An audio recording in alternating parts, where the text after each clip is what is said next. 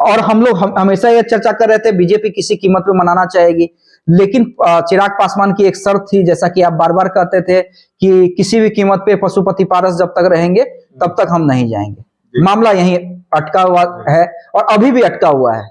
जहां तक आप जो बता रहे हैं कि मुलाकात हुई है, अगर देखिए, अगर सुखद संदेश होता तो अब तक मीडिया में तमाम बातें आ जाती हैं, सूत्रों के हवाले से ही सही, कि हाँ इस वक्त सुखद संदेश आ सकता है। और बीजेपी क्यों चाहेगी कि भाई पासवान वोट बैंक जो है थोड़ा सा भी बटे, 10% ही पशुपति पारस के पास जाए। अगर पशुपारस को छोड़ती है बीजेपी तो पशुपति पारस नीतीश के साथ आ जाएंगे, उनमें उसमें क्या दिक्कत है? तो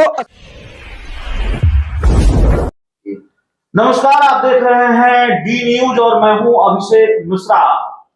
अमित शाह और चिराग पासवान के बीच मुलाकात हुई है। जिस मुलाकात के कयास लगाए जा रहे थे वो मुलाकात हुई है। दोनों के बीच बातचीत भी हुई है पार्टी के अंदर खाने से।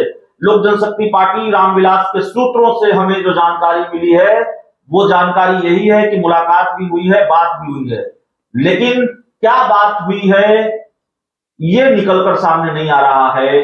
डील कब तक फाइनल हो जाएगी ये निकलकर सामने नहीं आ रहा है।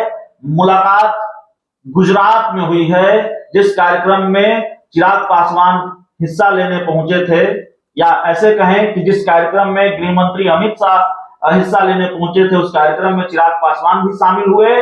और मीडिया रिपोर्ट्स के हवाले से जानकारी है कि चिराग पासवान नहीं जाना चाहते थे इस कार्यक्रम में, बीजेपी के बड़े नेताओं ने मनाया। सवाल यह है कि बातचीत क्या वही होनी थी चिराग पासवान और अमित शाह के बीच, और क्या डील फाइनल हो गई है? हमारे साथ बिहार के जाने माने पत्रकार, न्यूज विंग के संपादक अमित झा सर मौजूद हैं। सर, गृह मंत्री अमित शाह और चिराग पासवान के बीच मुलाकात की खबर, यह भी खबर कि चिराग उस कार्यक्रम में नहीं जाना चाहते थे, बीजेपी के बड़े नेताओं ने मनाया, तो डील गुजरात में ही फाइनल होनी थी क्या, और हो गई है क्या? देखिए, अब तक सबसे पहले बड़ी बात जो आप जो जानकारी दे रहे हैं वो अपने आप में बहुत बड़ी खबर है। चिराग पासवान और अमित शाह की मुलाकात होना ये अपने आप में बड़ी खबर है, क्योंकि देखिए ये चर्चा तो थी कि चिराग पासवान को मनाने की कोशिश की जा रही है, और कई बार हमने अपने वीडियो में डिस्कस किया भी है कि बीजेपी एक मजबूत सहयोगी की तलाश कर रही है। उसके पास अगर एक सहयोगी रूप में देखा जाए तो अब सिर्फ पशुपति पारस की पार्टी है, लेकिन उसके पास वोट बैंक नहीं है। भले ही पशुपति पारस के पास एक चुनावी रणनीति है, क्योंकि रामविलास पासवान के छोटे भाई रहे हैं, बिहार में कई चुनावों को उन्होंने भी देखा है, उनकी भी राजनीति को कम करके आका नहीं जा सकता है, या उनमें जो संगठन संभालने की क्षमता है उसे कम करके आका नहीं जा सकता है। लेकिन एक मजबूत सहयोगी जिसकी चर्चा हम बार बार कर रहे थे, जिसके पास वोट बैंक हो, जिसके पास रामविलास पासवान की विरासत हो, जिसके पास एक कहा जाए ना सिर्फ पासवान वोट बैंक बल्कि पिछड़ों की भी सहानुभूति हो, तो ऐसे में चिराग पासवान बसते हैं। और हम लोग हमेशा यह चर्चा कर रहे थे बीजेपी किसी कीमत पे मनाना चाहेगी, लेकिन चिराग पासवान की एक शर्त थी, जैसा कि आप बार बार कहते थे कि किसी भी कीमत पे पशुपति पारस जब तक रहेंगे तब तक हम नहीं जाएंगे। मामला यहीं अटका हुआ है और अभी भी अटका हुआ है।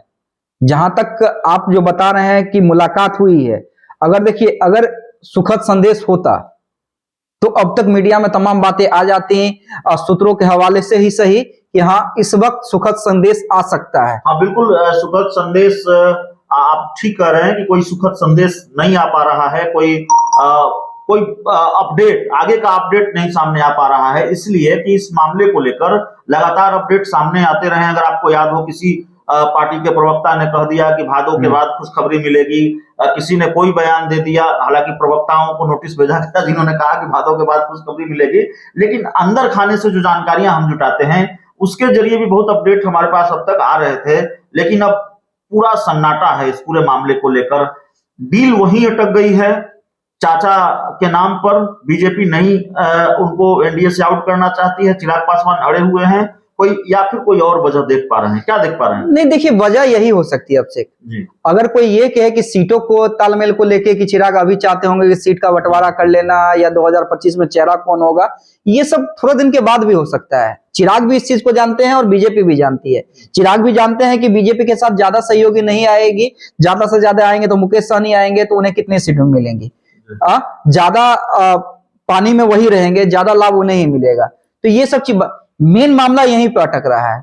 मैंने आपको यही कहा कि देखिए चिराग पासवान बीजेपी की जरूरत है, लेकिन मजबूरी पशुपति पारस भी है। एक्सपीरियंस भी काउंट होता है राजनीति के अंदर में। रामविलास पासवान के साथ पशुपति पारस ने क्या क्या काम किए हैं, लोजपा में किस तरह से उन्होंने प्रदेश अध्यक्ष की जिम्मेदारी कितने सालों तक संभाली है, और बीजेपी क्यों चाहेगी कि भाई पासवान वोट बैंक जो है थोड़ा सा भी बटे, 10% ही पशुपति पारस के पास जाए। अगर पशुपति पारस को छोड़ती है बीजेपी तो पशुपति पारस नीतीश के साथ आ जाएंगे, उनमें उसमें क्या दिक्कत है।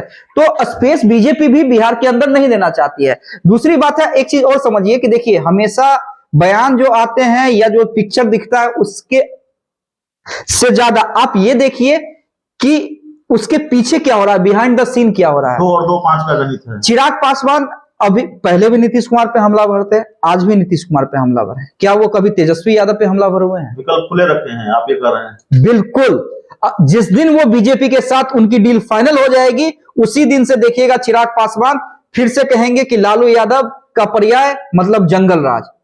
तो लेकिन अभी तक चिराग पासवान की तरफ से, उनके पार्टी के किसी नेता की तरफ से लालू यादव, तेजस्वी यादव या आरजेडी के खिलाफ एक भी सिंगल बयान आप नहीं दिखला सकते हैं। एक आखिरी सवाल है हमारा, जो हमें जानकारी मिली अभी, मैं जब आपके दफ्तर में बैठा हुआ था तो पार्टी के एक बड़े नेता से बातचीत हुई दिल्ली में। चिराग पासवान कल आ रहे हैं, क्या चिराग पासवान जब कल पटना में होंगे, जो जानकारी हमारे पास है, आधिकारिक जानकारी जो आती है वो तो नहीं आई अभी, लेकिन चिराग पासवान जब कल पटना आ रहे हैं, पटना में होंगे, तो क्या इन 2 चीजों पर से सस्पेंस क्लियर होगा? एक तो बिहार उपचुनाव के मैदान में उतर रहे हैं कि नहीं उतर रहे हैं, और दूसरा कि बीजेपी के साथ उनकी डील की जो चर्चा है वो वाकई हो रही है, नहीं हो रही है, मंत्री बन रहे हैं, नहीं बन रहे हैं।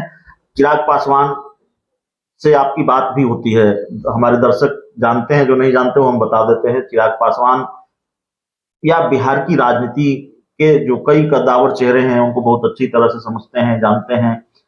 तो उस आधार पर मैं आपसे पूछ रहा हूं, क्या इन 2 चीजों पर सस्पेंस खत्म कर सकते हैं चिराग पासवान, क्योंकि बड़ा शोर है इसको लेकर, और कल वो पटना में होंगे। देखिए बीजेपी के साथ डील फाइनल हुई नहीं हुई, क्या पेच फंसा हुआ है, या मेरे ख्याल से तो पेच फंसा हुआ है, या पूरी तरह से सेटिंग हो गई है। हो सके कि सिर्फ वो अमित शाह और चिराग पासवान जानते हो, लेकिन इससे पर्दा नहीं उठाने जा रहे हैं चिराग पासवान, इतनी जल्दी नहीं उठाने जा रहे हैं। जहां तक आपने कहा कि उपचुनाव को लेकर, तो उपचुनाव को लेकर निश्चित रूप से उनका बयान हो सकता है या तो पर्दा उठा दे या इतना कह दे कि मैं उसी के लिए आया हूं कि अपने नेताओं के साथ बैठूंगा, और उसके बाद 1-2 दिन में इस पिक्चर को वो क्लियर कर दे कि चुनावी राजनीति में यानी यहां पर चुनाव लड़ रहे हैं या नहीं, उनकी पार्टी लड़ रही है कि नहीं।